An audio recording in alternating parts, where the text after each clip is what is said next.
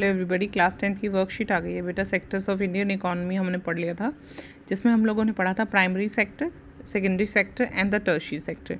आज हम पढ़ने वाले हैं सेक्टर्स ऑफ इंडियन इकोनॉमी में दो तरह के और सेक्टर्स, चार तरह के और सेक्टर्स ऑन इकोनॉमिक एक्टिविटीज़ के हिसाब से। एक होता है पब्लिक सेक्टर, एक होता है बेटा प्राइवेट सेक्टर। पब्लिक सेक्टर वो पार्ट होता है जो गवर्नमेंट ओन्ड होता है, यानी गवर्नमेंट की ऑनरशिप होती है, उसको कहते हैं पब्लिक सेक्टर। और जो प्राइवेट इंडिविजुअल या प्राइवेट कंपनीज़ का होता है उसको प्राइवेट सेक्टर कहते हैं। तो पब्लिक सेक्टर और प्राइवेट सेक्टर ये होते हैं।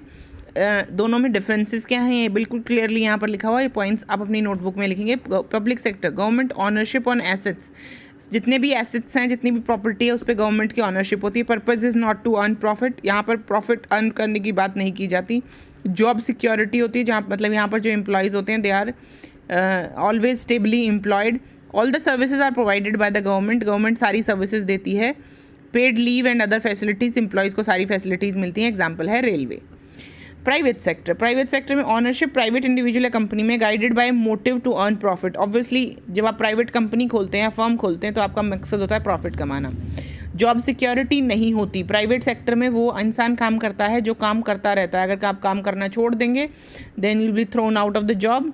All the services are provided by individual और कंपनी, कंपनी सारी सर्विसेज देखो देती हैं।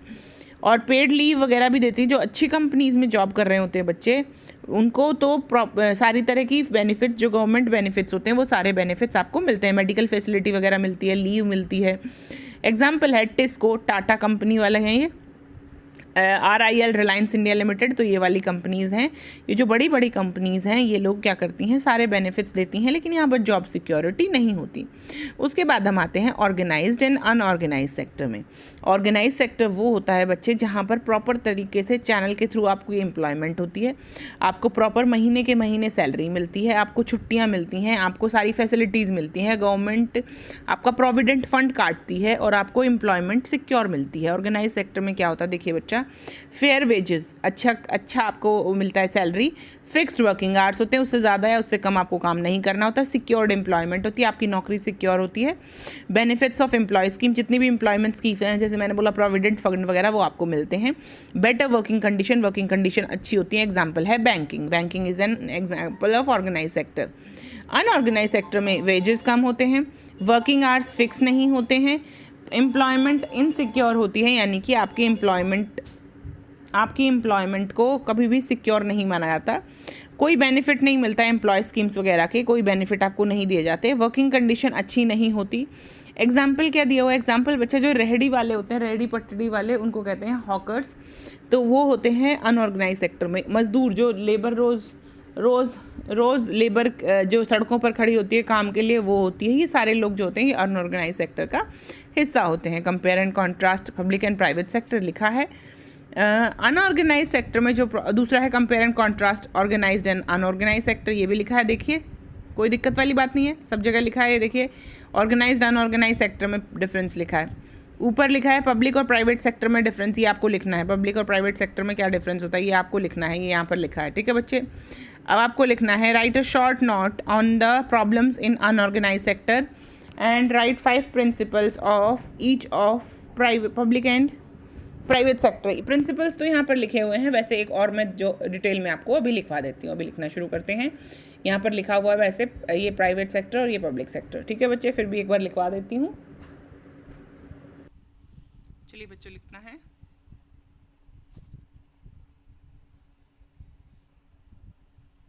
लिखना शुरू करते हैं बच्चों। Unorganized sector workers in India have increased manifold post independence.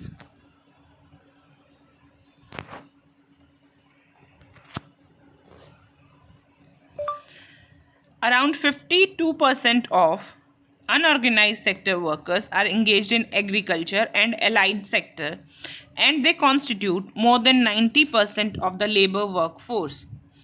Unorganized workers have lots of issues, and they are of utmost importance to look into the plight of this poverty stricken and downtrodden class of India. बहुत परेशान लोग हैं, गरीबी से घिरे हुए हैं, unorganised sector में हैं और बहुत ज़रूरत है कि इनके ऊपर थोड़ा सा ध्यान दिया जाए। ठीक है, क्या क्या होता है इसमें ये देखिए, आपको बताती हूँ इसमें प्रॉब्लम्स क्या क्या आती हैं।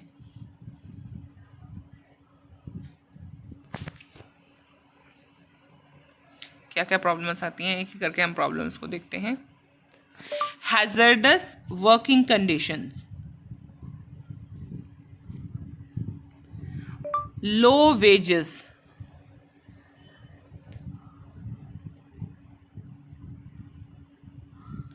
No job security, no social security,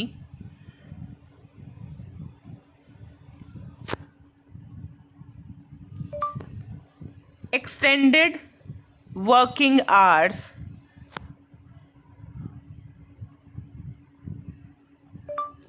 no medical health checkup or medical assistance in case of need।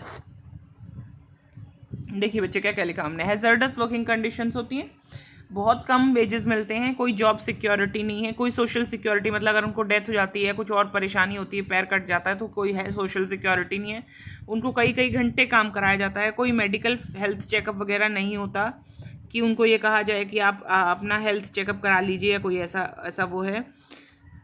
अच्छा यहाँ पर अच्छा इसके इसके प्रॉब्लम्स भी हैं। यहाँ पर क्या है देखिए और लिखिए,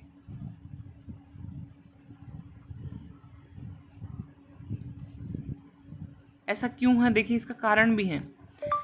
unorganised sector workers have limited और नो एजुकेशन और other skills,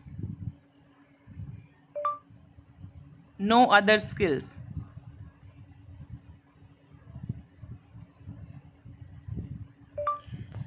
they don't have fixed jobs and have seasonality as compared to former sector workers. They have insufficient labor laws relating to them. They work in really very poor working environment. बहुत सारी समस्याएं face कर रहे हैं unorganised sector के लोग। उसके बाद हम बात करने वाले हैं किसकी, उसके बाद हम बात करने वाले हैं अगला क्वेश्चन की। अगला क्वेश्चन क्या कह रहा है बच्चे, अगला क्वेश्चन था right 5 examples each of public sector and private sectors. Examples लिखने हैं।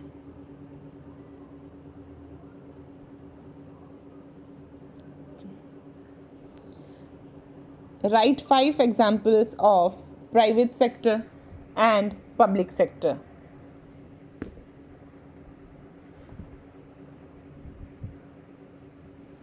Private sector. Private sector. Example मतलब कंपनियों के नाम, 5 examples each of। चलिए लिखिए बच्चे। पब्लिक हम पहले लिखते हैं प्राइवेट सेक्टर, नहीं पब्लिक सेक्टर, जिसमें हम लोग 5 सबसे बड़ी कंपनी लिखने वाले हैं इंडिया की। पब्लिक सेक्टर कंपनीज, 5 इंडिया की सबसे बड़ी कंपनी। सबसे पहले है इंडियन ऑयल कॉरपोरेशन लिमिटेड, ये इंडिया की सबसे बड़ी कंपनी है बेटा, सबसे लार्जेस्ट एम्प्लॉयर है। उसके बाद है भारत पेट्रोलियम कॉरपोरेशन लिमिटेड। उसके बाद है state bank of India,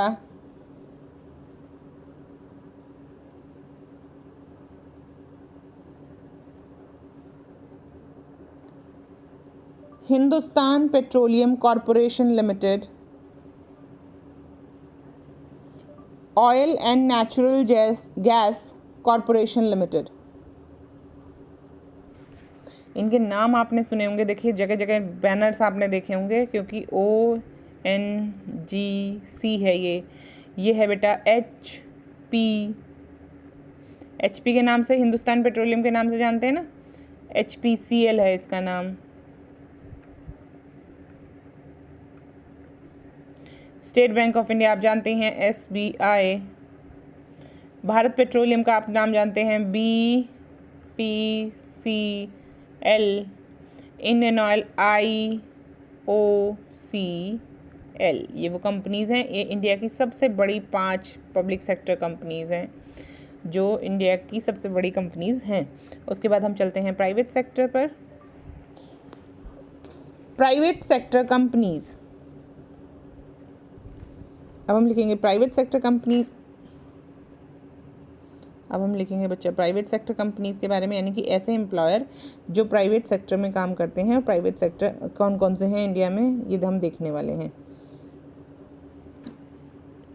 Reliance industries limited,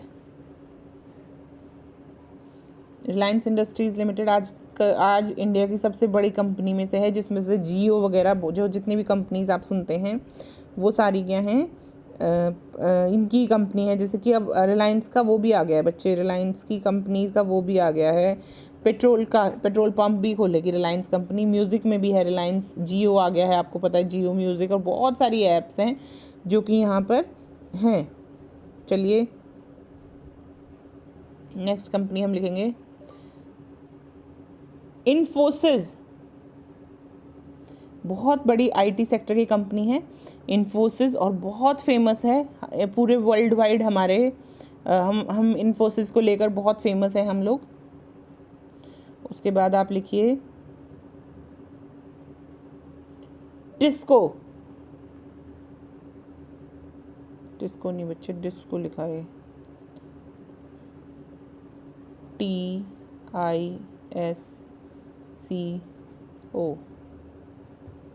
TISCO Tata industries है, रतन टाटा को आप जानते हैं, टिस्को। उसके बाद बिरला ग्रुप ऑफ इंडस्ट्रीज़, जो आइडिया बनाते हैं आदित्य बिरला। महिंद्रा एंड महिंद्रा, बहुत सारी कंपनीज़ के नाम आप लिख सकते हैं यहाँ पर, जितनी भी कंपनीज़ हैं जो इंडिया में हैं, और बहुत सारी कंपनीज़ हैं जो ये प्राइवेट सेक्टर की मेन कंपनीज़ के हमने नाम लिखे हैं, वहाँ पर हमने पब्लिक सेक्टर की कंपनीज़ के नाम लिखे हैं। आई होप ये वर्कशीट आपको समझ में आई। कोई डाउट हो तो पूछेगा। मिलते हैं अगली वर्कशीट में बेटा।